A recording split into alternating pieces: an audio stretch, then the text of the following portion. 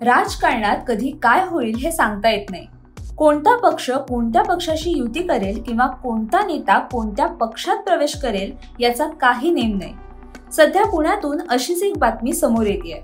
पुण्यातून दोन बडे काँग्रेस नेते भाजपच्या वाटेवर आहेत। खुद्द विखे पाटील हे या दोन्ही नेत्यांच्या पक्ष प्रवेशाची सेटिंग लावतायत। असं जर झालं तर पुण्यातून काँग्रेस जवळपास हद्दपार होणार आहे, तर ग्रामीण भागात भाजपला मोठे लीडर मिळणार आहेत। त्यामुळे कोण आहेत हे बडे नेते आणि ते का भाजपात प्रवेश करतायत हेच या व्हिडिओत पाहूयात। पुरंदरचे माजी आमदार संजय जगताप आणि भोरचे माजी आमदार संग्राम थोपटे हे दोन काँग्रेस नेते भाजपात प्रवेश करणार असल्याचं बोललं जात आहे। राजकीय अस्तित्व टिकवण्यासाठी आणि व्यवसाय सुरळीत चालावा यासाठी हे दोन्ही नेते भाजप प्रवेशाची चाचपणी करतायत। थोपटे यांनी या पार्श्वभूमीवर कार्यकर्त्यांची मतही जाणून घेतल्याची माहिती सूत्रांनी दिली आहे, तर संजय जगताप हे देखील त्या अनुषंगाने प्रयत्न करत असल्याचं सांगितलं जात आहे। त्यामुळे येत्या काळात काँग्रेसचे हे दोन बडे नेते पक्षाला रामराम करण्याची दाट शक्यता आहे। नुकत्याच झालेल्या विधानसभा निवडणुकीत संजय जगताप आणि संग्राम थोपटे यांना पराभवाचा सामना करावा लागला। हे दोन्ही नेते काँग्रेसच्या तिकिटावर निवडणुकीत उतरले होते। संग्राम थोपटेंनी 3 वेळा म्हणजे 15 वर्ष भोरचं प्रतिनिधित्व केलंय, तर संजय जगताप हे देखील 5 वर्ष पुरंदरचे आमदार राहिलेत। पुणे शहरात जेव्हा काँग्रेसचं पानिपत झालं तेव्हा पुण्याच्या ग्रामीण भागात या दोन्ही नेत्यांनी काँग्रेसला जिवंत ठेवण्याचं काम केलं, पण आता या दोन्ही नेत्यांनी काँग्रेसचा हात सोडण्याचा निर्णय घेतलाय। समोर आलेल्या माहितीनुसार जिल्ह्यातील राजकारणात टिकून राहण्यासाठी जगताप आणि थोपटे हा मोठा निर्णय घेण्याच्या तयारीत आहेत। थोपटेंबाबत बोलायचं झालं तर त्यांच्या ताब्यातील राजगड सहकारी साखर कारखाना सध्या अडचणीत आहे। हा कारखाना सुरू करण्यासाठी राष्ट्रीय सहकार विकास मंडळाच्या कर्जाची अत्यंत आवश्यकता आहे।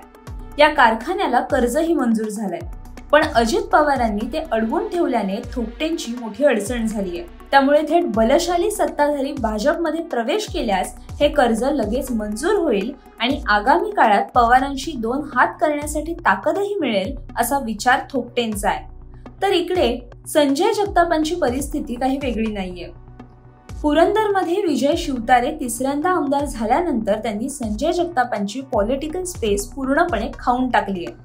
दुसरीकडे अजित पवारांच्या राष्ट्रवादीत असलेले संभाजी झेंडे हे देखील संजय जगतापांना मारक ठरत असल्याचं यंदाच्या निवडणुकीत दिसून आलंय।